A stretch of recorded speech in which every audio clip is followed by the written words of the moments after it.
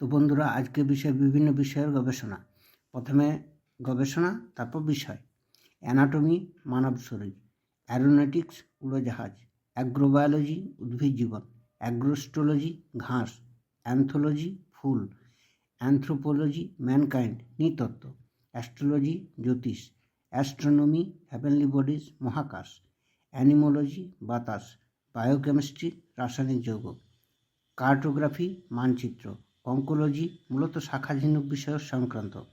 Cardiology হৃৎপিণ্ড সঞ্চালন, ক্রেনিওলজি মাথার খুলি,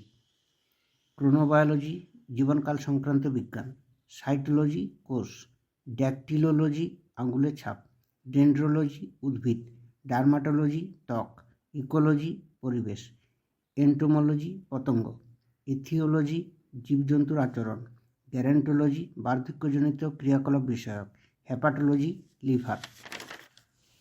হেমাটোলজি রক্ত,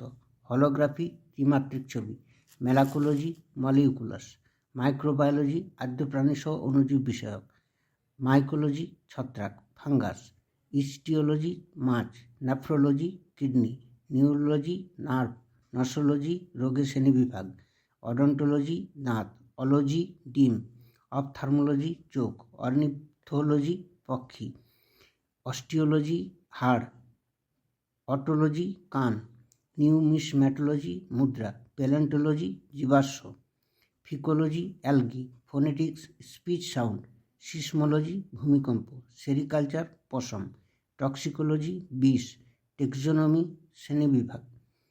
ভাইরোলজি ভাইরাস, জুওলজি জীবজন্তু, ফিলোলজি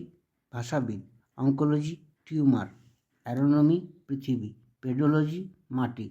হিস্টোলজি কলা, নিমনোলজি হ্রদ, নেফোলজি মেঘ,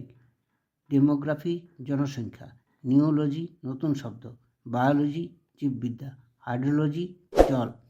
ইথিওমোলজি হিউম্যান রেস। এই বিষয় সম্বন্ধে এটাই ছিল।